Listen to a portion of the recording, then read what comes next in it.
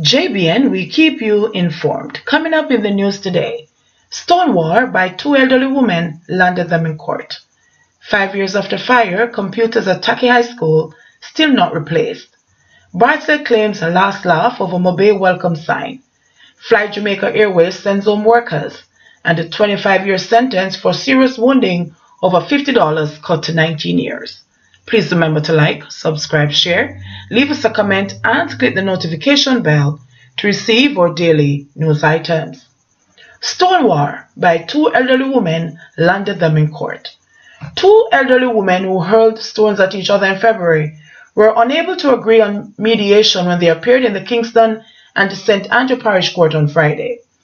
Gloria Rashford, who made it clear that she did not need an attorney to defend her, pleaded guilty to hitting her neighbor with a stone. Rashford, who agreed to mediation, told the court that the stone throwing was as a result of a long-standing feud between her and the complainant's family. Admitting that she hit the complainant, Rashford said the feud has been going on for 33 years. Both of us throw stones. She started it, Rashford said, pointing across the courtroom. What was she doing at the time? Parish Judge Chester Crooks asked. She was standing. My stone hit her and her stone stopped, Rashford replied. Judge Crooks' attempts to offer mediation were unsuccessful. No matter what sentence I give her, the problem will still be there. The good thing about mediation is that you can put all the things on the table, Crooks stated. No, Your Honor, the complainant insisted. In addition to that, the woman told the court that she paid close to $7,000 to get medical attention. She also told the court that her medication cost $4,000.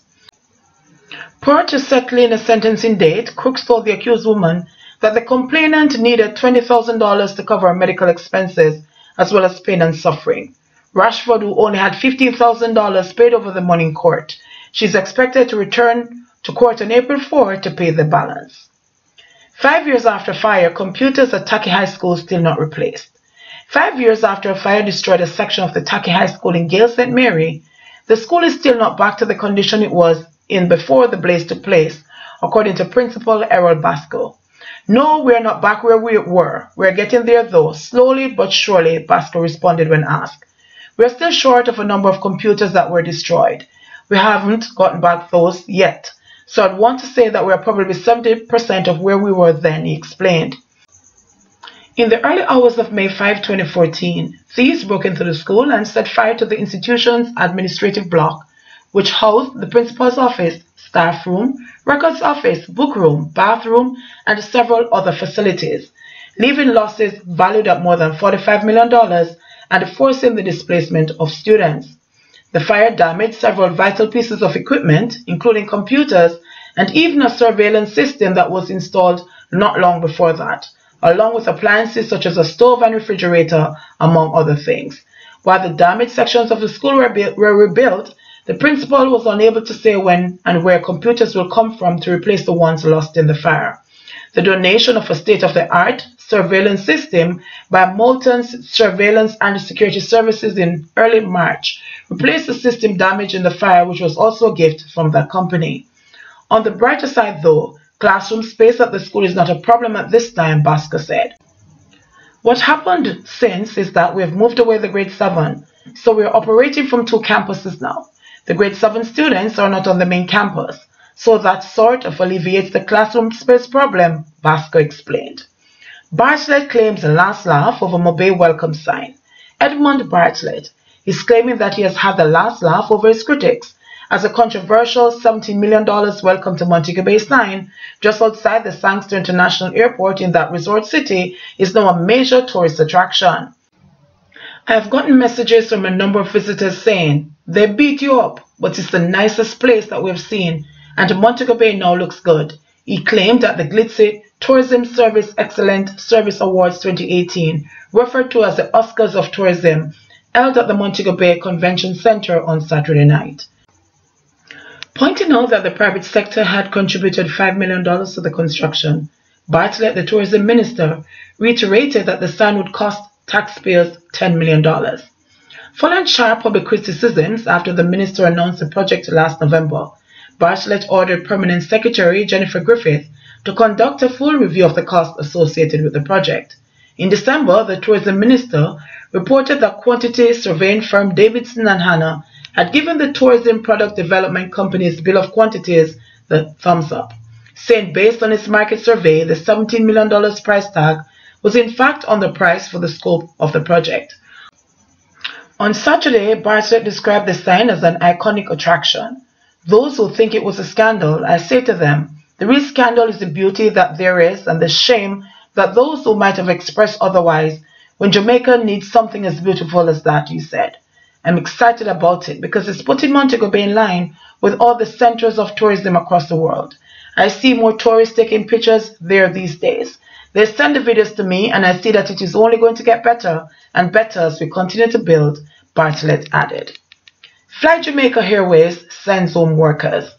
The Jamaica-based Fly Jamaica Airways says it is making the jobs of all staff redundant as of Sunday, saying the lack of planes to carry out operations has left it without any other alternative. In a March 29 letter signed by Chairman and Chief Executive Officer Paul Roland Rees, the airline, which has been trying to recover after one of its planes crash-landed at Guyana's Chadijagan International Airport in November 2018, said it wanted to thank employees for their service, loyalty, and dedication. The Board of Directors of Fly Jamaica Airways regrets to inform you that due to our lack of aircraft and the impact that it has had on the company's financial position, we have no alternative but to make all employees redundant effective March 31, 2019, Rees wrote in the letter. It is with great sadness and remorse that we have arrived at this juncture. We are hoping for funding, but that has been slow in coming. Therefore, for the time being, no other resource or options exist, he added. Rees told the workers that while the company is still committed to meeting its financial obligations to them for the period November 2018 to date, we ask that you allow us more time to do so. Fly Jamaica Airways, which had direct flights between Guyana and Jamaica, was certified by the Jamaica Civil Aviation Authority in September 2012 and made its inaugural flight from Kingston to New York's John F. Kennedy International Airport in the United States on February 14, 2013. 4 years later, the airline was given permission by the Guyana government to begin direct flights between Guyana and Cuba. The airline also had flights to Toronto, Canada. On November 9, 2018, Fly Jamaica Airways Flight 256 made an emergency landing in Guyana 45 minutes after takeoff for Toronto. During the landing, the Boeing 757 aircraft with 118 passengers and 8 crew members overran the runway. The aircraft was severely damaged. One person is reported to have died later from her injuries. If the company's circumstances change in the future and you're still interested in employment with the company, you'll be invited to apply for a position within the company, Rees wrote. 25-year sentence over serious wounding for $50 cut to 19 years. The Court of Appeal has set aside the sentence of 25 years imprisonment that was handed down to a Trelawney man who stabbed a man several times during a dispute over $50 while they were gambling in July of 2010. Worrell Wint will instead serve 19 years and 10 months in prison for the offense of wounding with intent. Allegations are that on July 4, 2010, Wint and the complainant, who was not named, were gambling at a shop when a dispute developed between them over the princely sum of $50. Both men then held on to each other but were parted and warned to behave themselves by persons at the shop.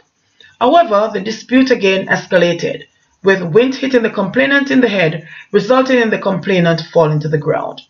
Further reports are that Wint later used a knife to stab the complainant, who was unharmed, several times. 2 of the injuries to the head and the back proved to be near fatal, while the complainant also suffered debilitating injuries to his brain and lung. During the trial in the Trelawney Circuit Court, one of the doctors testified that the injuries to the complainant had left him so severely incapacitated that he had to use a walker to amble about, assisted by others, and his speech was permanently impaired. At the end of the trial, Wint was found guilty by a jury and later sentenced. His attorney, Ravel Golding, had initially appealed against both the conviction and the sentence. However, during the appeal hearing on January 15 of this year, before appeal court judges Justice Hilary Phillips, Justice Frank Williams, and Justice Carol Edwards, Golding conceded that an examination of the trial judge's summation revealed no basis to launch a challenge to Wint's conviction. The attorney then proceeded to present arguments on the basis that the sentence of 25 years was excessive. On Friday, March 29, the Court of Appeal agreed with Golding and indicated in its written judgment that the trial judge fell into error when he did not indicate how he arrived at a sentence of 25 years of imprisonment at hard labor. The appeal court judges did, however, credit the trial judge for considering the general principles of sentencing. They noted, too, that the trial judge could not be faulted for taking into account the savagery of the attack and the debilitating effect it had on the complainant in sentencing went.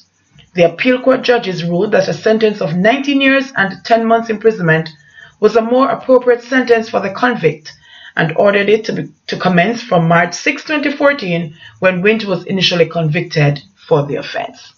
JBN, we keep you informed. Please remember to like, subscribe, share, leave us a comment, and click the notification bell to receive our daily news items.